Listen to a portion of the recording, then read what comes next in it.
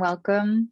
This is the Rhombus Space walkthrough of the exhibition Growth. It's the first in a series of 4 exhibitions and will feature the work of 8 artists in each show. And this exhibition features the work of Ward Yoshimoto, Tauches, Mel Press, Damien Olsen, Ria Hurt, Petra Gupta Valentova, MaDora Fry, and Samantha Batra Mehta. This exhibition was organized as a way to respond to the restrictive and isolating feelings and sentiments that come from life during the pandemic. Instead of quarantining and feeling isolated, the notion of growth is expansion and connection and regeneration. So I'm happy to share with you the work in the show and to introduce you to new artists and to see how their work has a dialogue with one another and really does kind of provide some optimistic outlook. Here we are at the landing page at Rhombus Space. This is the exhibition. Growth runs March 1st through May 31st. And these are the artists who are participating and will enter the exhibition. This is the first work on view. This is Herbarium and Craginarium, Herbs and Landscape by Petra Gupta Valentova. It's one of 18 in the series, made in 2019. It's hand-stitched embroidery thread over cyanotype on paper. So this work comes from the artist collecting and gathering elements of flora and laying them out on the cyanotype prepared paper and exposing it to the sun. And cyanotype is a very old photographic emulsion technique where everything that is left out to be exposed to the sun turns dark. And it also depends how thick the cyanotype is applied and how well it's washed off. And then what's been covered stays lighter. And sometimes the form is very clearly defined and sometimes it gradates back to dark. That means the form maybe curves a little bit. So Petra responds to this sort of collaboration essentially with the sun by adding embroidery thread to the work and drawing out some of the found forms and shapes. This is a large piece. It's 28 by 36 inches on canvas. It's resist print, blue print, block print, and hand-stitched embroidery thread on canvas. It's called Memory Map Invisible. Started in 2020 and through 2021. This is a detail of that. And Petra Gupta Valentova is really interested in presenting evidence for sort of invisible domestic work, invisible women's work, stitching, tending, caring. And embroidery seems to embody the sort of almost infinitesimally small or invisible handiwork. And she uses this to sort of map time and space in this large piece. This is the next artist, Medora Fry. This piece is called Form Unseen. It's from a series of landscape intervention sculpture, site-specific sculptures that she made in the Sedona Desert. And she takes mirrors, plexiglass, colored plexiglass out into nature and assembles it to reflect aspects of nature, intervene, and refract elements to create these kind of embedded sculptural forms that interact with nature.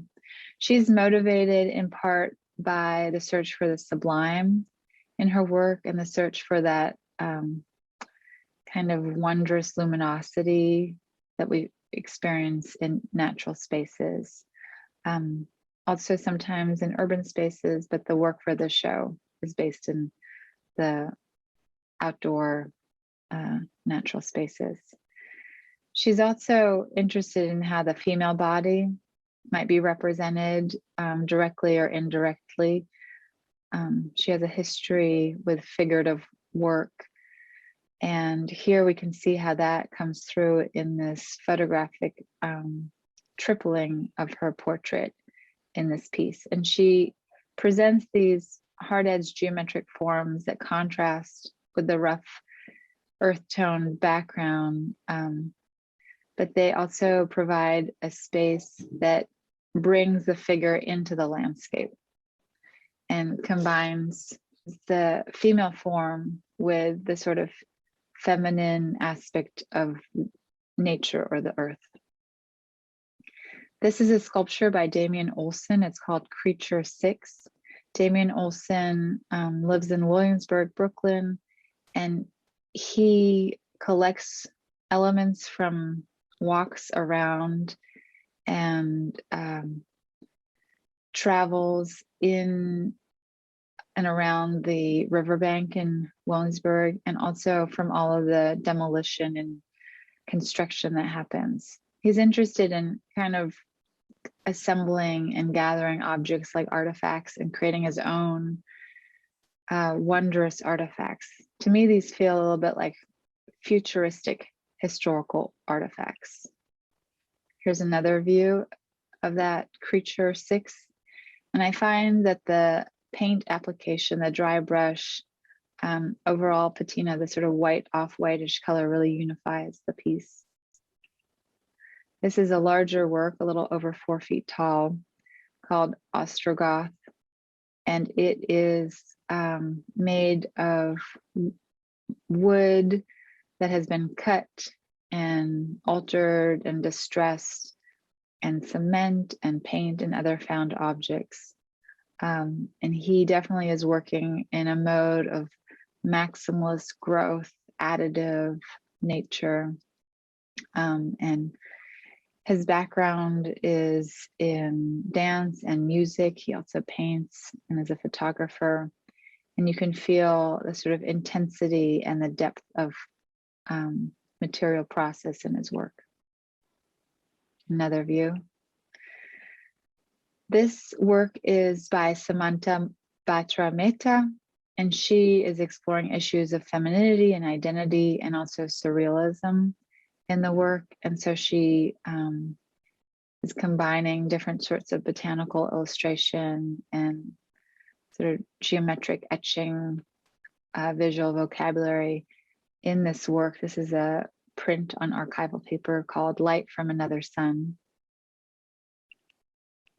Here's another piece with that same compositional strategy, but here we have a military figure with a rose, with an eyeball, with an earth perhaps coming out of his head. So sort of challenging the conventions of authority and you know, the figure versus nature here, where the figure is kind of a base for nature to grow out of. This is Mel Press work, a painting that's called Doesn't Exist Anymore, with acrylic and mica on the surface.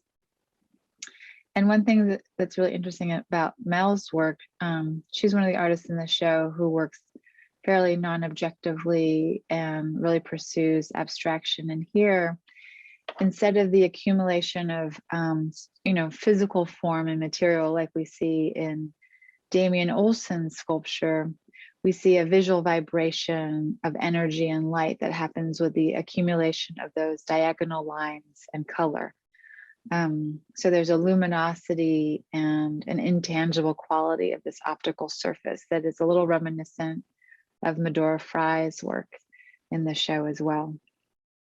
Here's another piece called Listening for Owls. And it definitely has like a pulsating energetic quality in the work that defies its sort of more simple process of overlaying the lines. So it's really a combination of the actual object and the optical neurological experience of seeing those lines with the color and value contrast interacting. This is Kataushas' work, and she is based in Atlanta, and she's documenting in this series called Disappeared Buildings. She's documenting buildings that were inserted into the landscape, then fell into disrepair and are, in her mind, being reabsorbed by the landscape. So this is a side-by-side comparison of this package store that then is painted over. It's acrylic paint on a digital print, where she imagines what it would be like once it's totally absorbed back into nature, and nature can sort of be this continuous field. Here's another work by Kataushas called Monuments for Mountaintop Removal. So this came out, this is a digital conceptual drawing, came out of a project where she was commissioned to make a sculpture that related to this idea, a neon sculpture. And so this is one of a few different mountaintops that have been leveled and reduced because there are sites of quarry or natural resources that are harvested. And so she's envisioning creating monuments to the disappearing mountaintops that were reduced by this quarrying. This is Ria Hurt's composition in orange, and she's also interested in abstract mark making. In this case, she is making more oval, elliptical, spherical forms and letting the pooling of medium and water create all this detailing and variegated surface. She's also using collage elements to build up the form, and then lets the gravity, vertical gravity, create these long linear lines that to me look like stems of these burgeoning orange flowers. Here we have composition in violet, also by Ria Hurt. And you can see how even the collage elements are cut out of other papers that have had this treatment of letting material sort of dry and form on its own. So kind of making a mark, letting it pool and puddle and dry and create its own details. So this is acrylic and mixed media on watercolor paper and photo film. This is a piece called Growth Spurt by Ward Yoshimoto. This piece is composed of 2 pesticide containers, one of them being black flag, and then this bush of fake boxwood foliage. And he writes about this being a commentary on kind of our human relationship to the natural environment and how we are sort of reckless in using pesticides and chemicals to control our environment, that in the end really hurts the environment and hurts us. And there's something very cheeky in the fact that this looks like a phallus and also a gun or a toy. And so he's using humor and material metaphor to kind of talk about human and social behavior. Here's another view. This is also his work called Ikoba Power. Ward is known for doing these very sort of linear gridded wire works with mixed media elements, where he's exploring like structure and assembling and sort of this maximal addition of elements. Ikoba is an acronym. Ikoba is the International Confluence of Brand and Art. And it's really it's really dealing with issues of value, merit, finance, worth, art, expression. Another view of it. And so I hope you have a chance to come to the website, download the exhibition statement. You can get in touch with us if you're interested in any of the works or need more information about the artists. We're going to be posting studio visits, and there'll be live Zoom meet and greets with the artists coming up as well. And thank you for watching.